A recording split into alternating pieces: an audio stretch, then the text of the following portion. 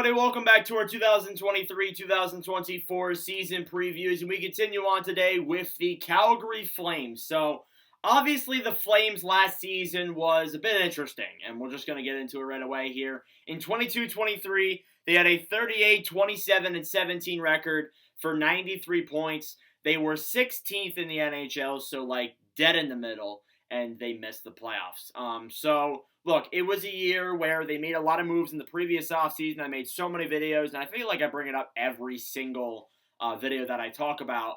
But they made a lot of moves in the offseason, moving, Gaudreau, Tkachuk, and such. And I felt like during that season, and including the Daryl Sutter stuff and the Brad Treliving not making moves at the deadline, I felt like the team needed time to adjust. Really, I thought that's what it was. And then we started hearing stuff about how Noah Hannafin wanted out, Toffoli wanted out. We'll get into him in a second. Other guys may want out. Lindholm might want out. It's just all in all, it's not looking too good right now for Calgary. However, there are still some solid players in the roster that, even if these guys do leave, they can still be all right. And they're kind of young, if we're being honest. And in the past couple of years, they've been drafting players with their first-round picks, and they've been kind of slowly building up that prospect pool. And there are some decent guys in that pool, I'm not going to lie to you. But regardless, other moves they made too was they fired Daryl Sutter, brought in Ryan Huska as the head coach. They parted ways with Brad Treliving, and they brought in, I think it was Greg Conroy. I believe it was the guy that they hired. So, they were making moves this past year, and in the offseason, it was a much less eventful offseason than previous years, of course. The departures are as follows. Michael Stone, he retired. Trevor Lewis, he should have retired. Milan Lucic went to Boston. Nick Ritchie, Troy Stetcher went back to Arizona, and then Tyler Toffoli was involved with the trade to the New Jersey Devils earlier on in the offseason. That's your departures, not as big of a list. Well, it is somewhat of a big list, but not as big of players as you may think. A lot of those guys were either old, like Lucic is getting up there in age. Stone obviously retired. Lewis is kind of getting old. And, Stetcher and Ritchie, they were deadline acquisitions. It really wasn't that huge of an offseason outside of the Toffoli trade. But the Toffoli deal, they did not come out too good on that move. I'm not going to lie to you. But they got back in return.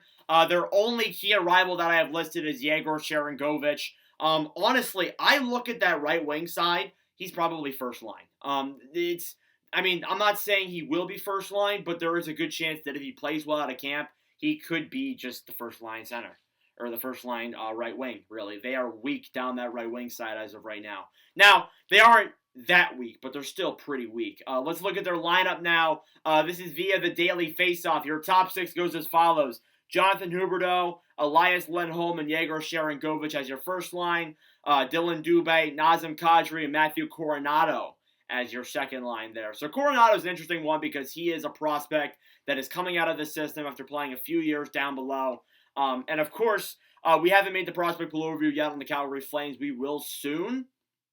But of course, as of right now, we haven't. So we will talk about Coronato in a later video. But as of right now, he is expected to hopefully make the team out of camp.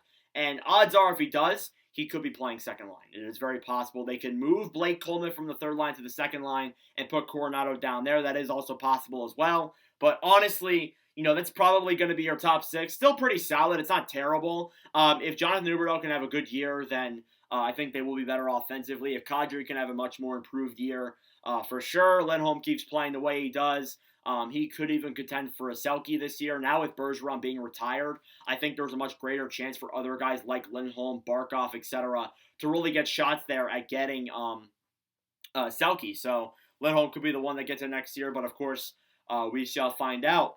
Third line and fourth line, you got Andrew Mangiapane, Michael Backlund, and Blake Coleman as your third line. Fourth line, Jacob Pelletier, Adam Ruzicka, and Brandon Duhaire as your fourth line. So a lot of guys there that many people may not know. Ruzicka, solid bottom six forward, good penalty killer.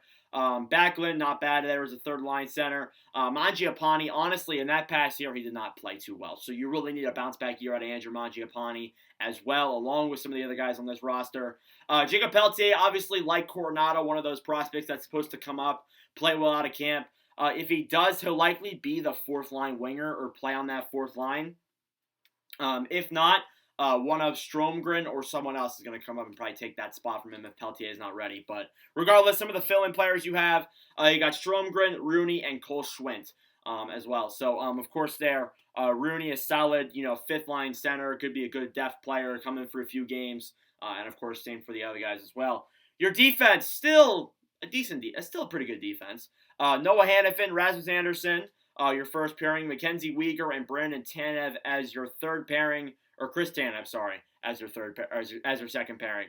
And then Oliver Shillington coming back from the year he missed, and Nikita Zadorov as your third pairing. Shillington, having him back is definitely good for the defense overall for sure. Then for some depth players, you have Tucker Pullman and Brady Lyle as well. So for some other extra defenders. But of course, I'm probably missing some guys. I'm not a Calgary Flames expert. In fact, these lines are actually from the Daily Faceoff, so I didn't create these. So don't hate on me for that. But regardless, I don't hate their lineup all too much. But really, the biggest X factor, and moving into the X factor, is the goaltending. Well, let's read off the goalies now. You got Jacob Markstrom as your starter, projected starter. Daniel Vladar as your projected backup. And then Dustin Wolf obviously is going to play in the mix there as well. But it wouldn't be... he's likely... I'm not really too sure. Honestly, if we're talking about them right now, they're probably going to move a goalie, if we're being honest. And we may see that happen before the season begins. They may move one of either Markstrom or Vladar. It's most likely going to be Vladar because he's the easier contract to move, which stinks because I thought he was all right last year, even though the stats didn't say much. But regardless, the biggest X factor is goaltending. Can the goaltending help them out? And Dustin Wolf's one of the bigger questions there. Could he come out as a starter? Could he play in a tandem? I think like how I talked about with Buffalo and Devin Levi and Luukkonen or Comrie, I think it'd be a good idea to run a tandem with Wolf for his first year. The Oilers, even though the Flames don't like to refer to the Oilers, they definitely did. They tried doing that with Skinner, and then Campbell was bad. So, that could happen again. Wolf could play a full year, like a full season, but honestly, I'm not entirely too sure, but that's the biggest X factor. The biggest question is, will they bounce back from the season they just had? Are they going to be able, with this roster, to bounce back in that Pacific Division, or either finish top 3, make a wild card spot, or make the playoffs? Obviously, in the Western Conference, there's a lot of teams in the mix there. Your top 3 should most likely be the Kings, the Oilers, and the Golden Knights. That's really what your top 3 is likely going to be.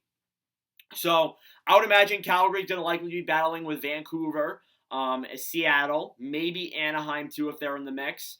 Those are the teams that I see Calgary likely fighting for there for a wild card spot. So do they make the playoffs? Maybe. Honestly, it all depends on how the goaltending does. It all depends on how the offense does. It's really a make or break year, to be honest. And with this year heading into it, a lot of guys are expiring. Noah Hannafin's expiring. Elias Lindholm's expiring. A lot of those guys have talked about the fact that they don't really want to stay in Calgary. So, honestly, this season could really make or break that. But, of course, we'll find out. Anyways, let me know your thoughts down below. Thank you all for watching. And if you enjoy, make sure to like, share, and like. I really appreciate it. But regardless, Calgary will be a fun team to watch for sure. But anyways, thank you all for watching. And I'll see you guys in the next video. Adios.